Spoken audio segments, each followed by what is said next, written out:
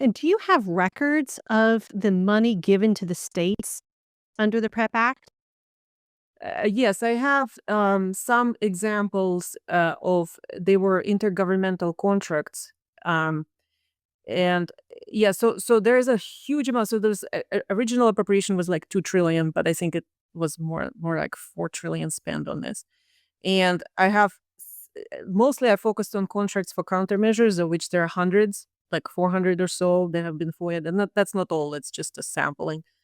So I mostly was focusing on that. But there were also the intergovernmental agreements and contracts going to essentially not just the states, and then directly to the municipalities, directly to the school districts, directly to large employers. So all of that exists. I haven't like reviewed all of it. I have some samples of them. Yeah.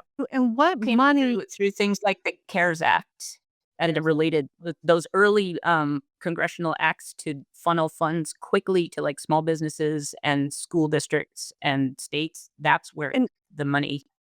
what was that money to be used as? Well, they were saying it's a relief, it's a emergency relief funding. So of course everybody loves it, free money.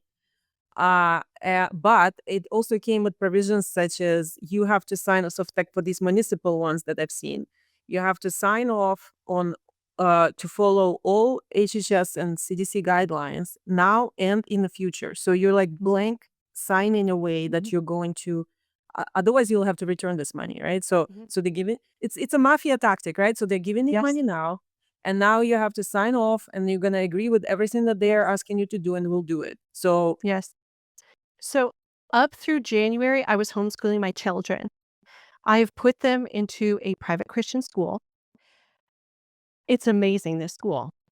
The school did not follow any of the COVID measures. They refused to shut down. They refused to mask the kids.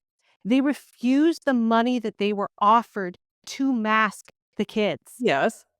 And I was stunned at Mhm. the measures that the state would take or the district would take to try to bribe the schools Or into punish them. masking their children.